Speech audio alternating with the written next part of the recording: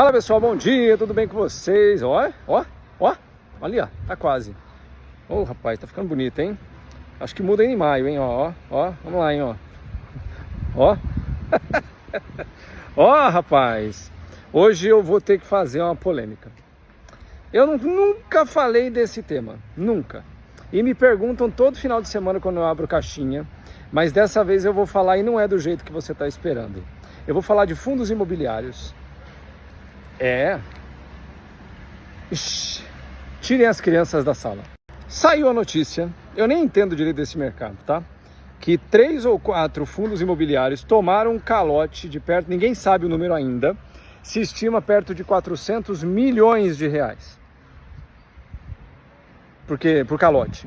Para você que não entende, fundos imobiliários são instrumentos de mercado, fundos de investimento que guardam dentro de si cotas de produtos, de imóveis, né, de propriedades comerciais, residenciais, ou inclusive dívida desses imóveis, né? E que no Brasil virou febre, especialmente com essa rapaziada falando de renda passiva. Não, ganhe 1% ao mês, 1,5% ao mês, sem imposto de renda, maravilha, né? Só coloque seu dinheiro aqui num fundo aqui, que um gestor dos imóveis lá vai te pagar todo mês, com aluguel, o que quer que seja, uma renda fixa mensal. Para quem imaginava que eu fosse entrar no detalhe de quais são os fundos, eu não vou dar propaganda para gente desse tipo, porque no Brasil, infelizmente, eu não ganho nada com isso e principalmente não gosto desse tipo de ativo, tá?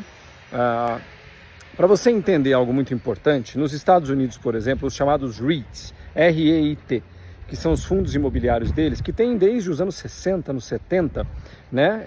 São milhares nos Estados Unidos. Eles são extremamente diversificados. O maior REIT do mundo chama AMT, American Tower. Pode ir lá no TradingView, AMT. Ele é um REIT, um fundo imobiliário, que tem dentro de si torres de celular, milhares de torres de celular, que recebem aluguel do seu serviço, do espaço que eles disponibilizam para as antenas, e isso entra como renda para o fundo, né? É gigantesco.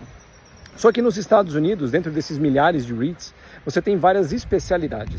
Tem REITs comerciais, torres comerciais, tem REITs residenciais, tem REITs por faixa de renda, comercial de alto padrão, comercial de mais popular, residencial de alto padrão, residencial mais normal, ambientes logísticos, armazéns, fazendas, né, propriedades rurais. Cara, na verdade é uma infinidade. Inclusive tem o que a gente chama que são os de papel, que são mortgages, ou seja, eles carregam dentro de si a dívida da construção de alguns imóveis, né? E isso também pode funcionar bem. Só que nos Estados Unidos e na Ásia, que é um outro mercado gigantesco nesse tipo de mercado, REITs, né? Você tem centenas de milhares de imóveis que fazem parte desses REITs.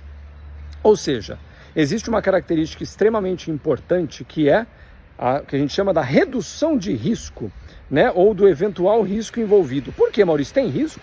Assim como qualquer ativo de mercado de valores, o risco é associado ao tamanho ou à concentração do seu dinheiro dentro de um ativo único. Então, como eu falei, na American Tower são milhares de torres espalhadas pelos Estados Unidos. Então, se 1, 2, 3, 15, 100 tiverem problemas, o fundo não tem e o cotista também não.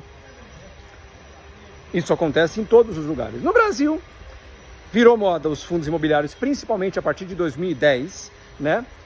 Só que o problema é que por aqui a gente tem muitos fundos imobiliários que tem uma torre, 2 torres.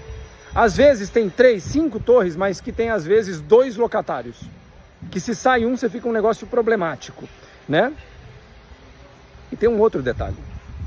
Como a legislação brasileira, de forma geral, é extremamente furada, é uma peneira. O que foi encontrado, inclusive, pelo menos por enquanto, como evidência nesse problema, é que o fundo que captou dinheiro, a empresa que captou dinheiro, ela é um braço da mesma empresa que usou o dinheiro na ponta.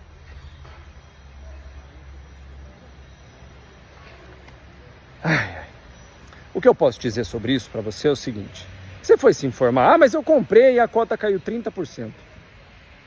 Você se informou o que tinha lá dentro? Você foi se informar aonde o dinheiro que você colocou está sendo usado? Quem são as empresas envolvidas? Porque você, provavelmente você falou assim, não, Maurício, eu não lembro disso, né? Não olhei, eu estava confiando. Confiando. É seu pai ou sua mãe? Que nem, em alguns casos, nem esses a gente dá para, né? Sabe como é, né? Então você às vezes não confiou em nada, no sentido do seu cuidado de buscar informação e botou o dinheiro da sua família num fundo muito famoso que saiu não sei aonde da internet do influencer. Eu nem sei se isso é um problema ou não ainda, porque não está resolvido, só vazou, mas já foi ajustado na cota. Agora as pessoas estão querendo justiça. Queremos justiça, porque a CVM, cadê a CVM? Não, amigo, eu não sei onde está a CVM, ela tem um papel importante nisso, pode ser que ela tenha falhado, ou outros entes regulatórios, mas a principal falha é sua. Vou dar um exemplo, muitos fundos imobiliários, por exemplo, exploram a mesma região, a região da Faria Lima, do Itaim, dos Jardins de São Paulo, todos os imóveis estão ali. Que tipo de risco é esse? Um exemplo, ninguém falou disso ainda, e nos Estados Unidos está começando a surgir esse problema. Depois do Covid, as pessoas pararam de trabalhar ou reduziram muito a demanda por imóveis comerciais para trabalhar. E no Brasil isso não aconteceu? Nos Estados Unidos está estourando a bolha agora. Em breve eu vou falar sobre isso. Está acontecendo nesse momento. As pessoas estão começando a dar vacância em imóveis comerciais em áreas muito caras. Nova York, Los Angeles, São Francisco. No Brasil isso não acontece, né? Porque no Brasil todo mundo trabalha em escritório ainda. Ninguém está trabalhando em home office, né? Lembra? Você, ninguém mais, é 100% responsável por onde você coloca o seu dinheiro.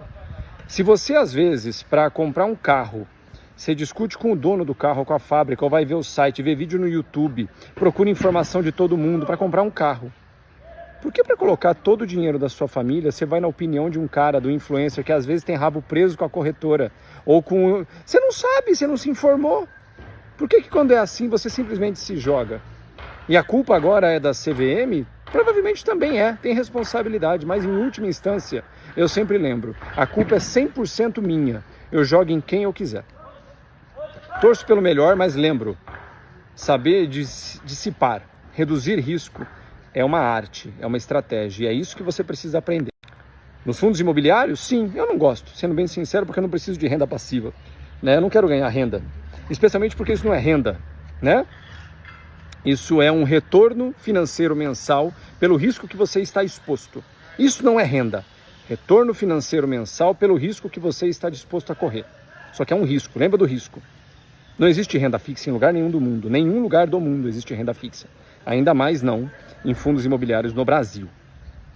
É isso. Ou você vai fazer sua lição, ou você vai pagar para quem faz. E isso tudo vem para lembrar você de uma coisa importante. Tome muito cuidado com quem diz para você que a melhor estratégia do mundo em investimento é o famoso buy and hold, né?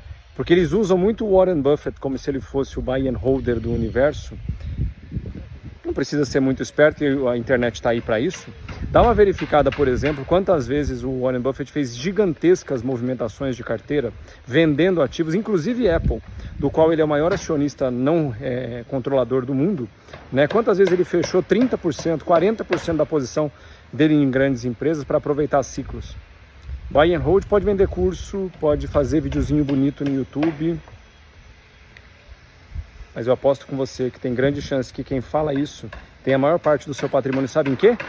Em renda fixa, em Tesouro Selic ou, quem sabe, até em poupançudos da Caixa. Faço o que eu falo, não faço o que eu faço.